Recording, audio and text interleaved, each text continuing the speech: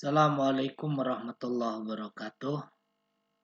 Alhamdulillah rabbil alamin. Asyhadu an la ilaha illallah wahdahu la syarikalah. Asyhadu anna Muhammadan abduhu wa rasuluhu la nabiyya ba'dah. Puji syukur kita panjatkan untuk semua nikmat yang sudah Allah berikan kepada kita. Banyak nikmat yang Allah berikan kepada kita sehingga ketika kita mencoba untuk menghitung nikmat yang Allah berikan kepada kita, maka kita tidak sanggup. Allah tegaskan di surat An-Nahl ayat 14, wa in ta'uddu nikmatallah la tuhsuha. Barang siapa yang mencoba untuk menghitung nikmatku, kata Allah, la tuhsuha. Maka mari kita selalu bersyukur, senantiasa laksanakan apa yang diperintahkan serta menjauhi apa yang dilarang. Salawat dan salam semoga senantiasa tercurah pada uswah kita Nabiullah Muhammad sallallahu alaihi wasallam, pada keluarga, para sahabat juga melimpah pada kita selaku umatnya. Amin ya rabbal alamin. Baik, pada hari ini kita akan melanjutkan materi terkait dengan logika matematika yang akan kita pelajari pada hari ini, yang akan kita bahas terkait dengan penarikan ke kesimpulan. Pertemuan sebelumnya dari implikasi kita bisa menentukan inverse, converse, dan kontraposisi. Kemudian pada hari ini kita akan membahas terkait dengan penarikan kesimpulan. Kompetensi dasarnya 3.22 menentukan masalah kontekstual yang berkaitan dengan logika matematika. KD keterampilannya menyelesaikan masalah yang berkaitan dengan logika matematika.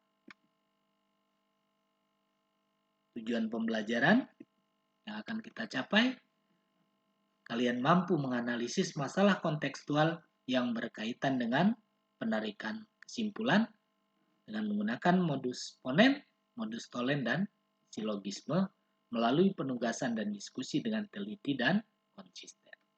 Yang kedua, mampu menyelesaikan masalah kontekstual yang berkaitan dengan penarikan kesimpulan, modus ponen, modus tolen, dan silogisme melalui penugasan dan diskusi dengan teliti dan konsisten. Ini yang akan kita bahas ini terkait dengan penarikan kesimpulan dengan menggunakan modus ponen, modus tolen, dan silogisme.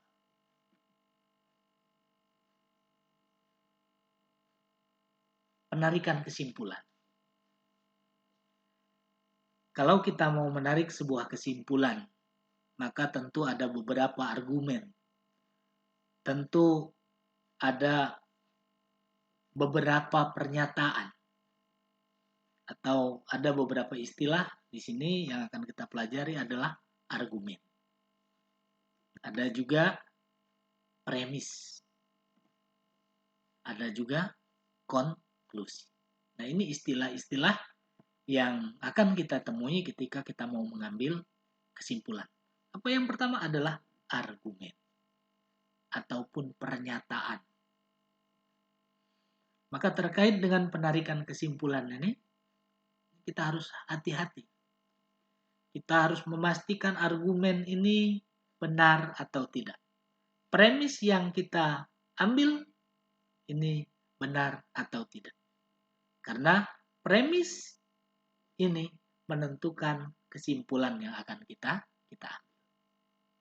Maka berkaitan dengan premis, berkaitan dengan penarikan kesimpulan, di surat Al-Hujurat ayat 6, Allah berfirman, Auzubillahi minasyaitonirrajim, ya ayyuhallazina amanu in ja'akum fasiqun binaba'in fatabayyan.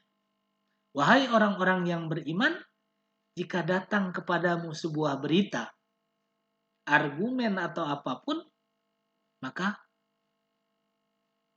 fatabayyan. Periksa dulu, teliti dulu kebenarannya. Maka terkait dengan penarikan kesimpulan ini, kita juga harus hati-hati. Apalagi di zaman yang sekarang, informasi ini serba cepat, tidak menutup kemungkinan banyak berita-berita yang belum tentu kebenarannya, ini bisa menimbulkan fitnah. Maka yang harus kita lakukan sebelum kita menarik kesimpulan, kita harus memeriksa dulu argumen tersebut seperti apa, premisnya seperti apa. Maka melalui pelajaran ini juga Bapak mengingatkan, hati-hati, harus bijak dalam bermedsos.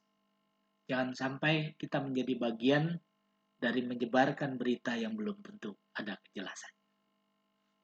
Selanjutnya, untuk penarikan kesimpulan ini bisa menggunakan pola, modus ponen, modus tolen, atau silogisme.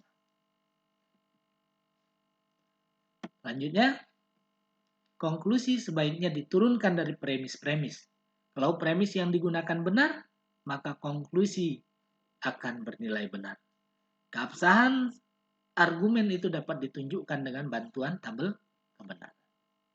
Nah, misalnya contoh, tunjukkan dengan tabel kebenaran jika premis pertamanya jika P maka Q, premis keduanya P, maka konklusinya adalah Q. Ini yang pertama kita lakukan adalah mencari implikasi dari PQ. Kemudian kita gabung dengan kata dan. Selanjutnya kita implikasikan dengan Q. Di sini kita lihat hasil akhirnya. Ini perlu sebelumnya di pernyataan majmuk kita sudah menentukan tabel kebenaran bahwa setiap pernyataan yang kita keluarkan itu akan memiliki dua kemungkinan. Bisa pernyataan yang kita keluarkan itu benar atau bisa juga salah. Nah, ketika ada dua pernyataan yang kita keluarkan, maka pernyataan P ini punya dua kemungkinan, pernyataan Q juga bisa mempunyai dua kemungkinan. Maka ada 4 kemungkinan dari dua pernyataan itu.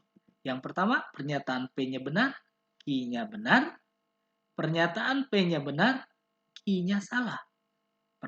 Kemungkinan ketiga, P-nya salah, Q-nya benar. Kemungkinan keempat, P-nya salah, Q-nya salah. Nah, ini selanjutnya kita cari implikasinya. Terus kita gabung dengan kata dan kita implikasikan kembali, maka diperoleh hasilnya benar. Artinya ketika premis pertama benar, premis kedua benar, maka konklusi atau kesimpulan yang kita ambil juga benar. Ini pola penarikan kesimpulan. Jadi di awal sudah Bapak sampaikan ada 3 cara. Yang pertama modus ponen.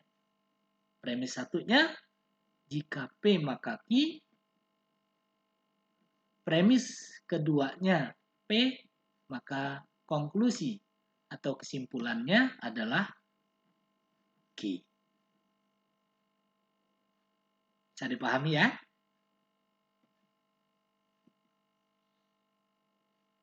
Ini contohnya.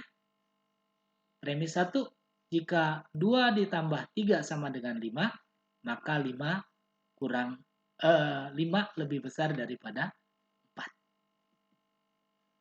Premis kedua, 2 ditambah 3 sama dengan 5. Maka konklusi atau kesimpulannya 5 lebih dari 4. Ini jika P maka Q. Ini P premis keduanya, maka kesimpulannya adalah Q. 5 lebih dari 4. Bisa dipahami ya? Selanjutnya, cara yang kedua, modus tolen. Premis satunya, jika P maka Q. Premis keduanya negasi Q. Maka konklusi atau kesimpulannya adalah negasi P.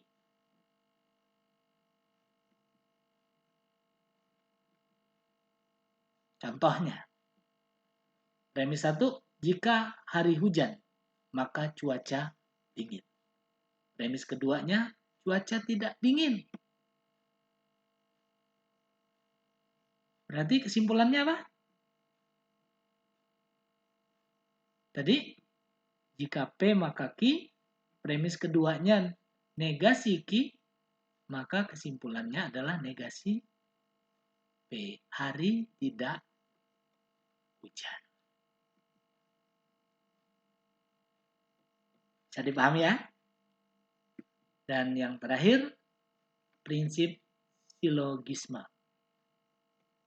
Premis satunya, jika P maka Q, premis keduanya,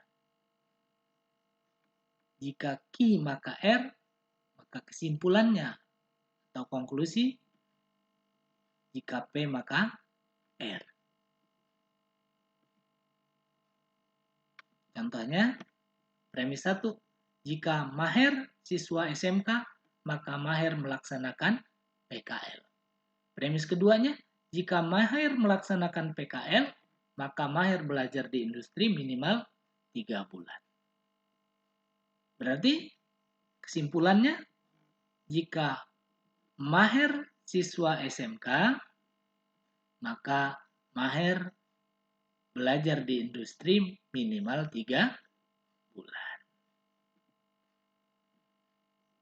Mudah-mudahan ini yang sudah Bapak paparkan, ini bisa menjadi bahan observasi awal, pengetahuan awal, dan nanti silakan kalian lengkapi dengan bahan ajar yang sudah Bapak upload di Google Classroom, serta nanti silahkan kalian juga cari informasi lain melalui buku-buku sumber yang kalian miliki, yang kalian pinjam dari perpus, dan nanti silahkan kalian selesaikan berdiskusi dengan temannya terkait dengan LKPD yang sudah Bapak siapkan.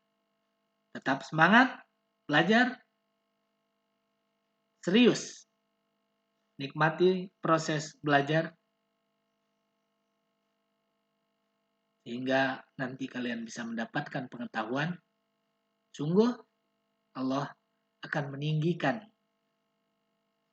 utul ilma darajat. Allah akan meninggikan orang-orang yang berilmu itu 1 derajat dibanding orang-orang yang tidak berilmu. Kurang lebihnya mohon maaf. Assalamualaikum warahmatullahi wabarakatuh.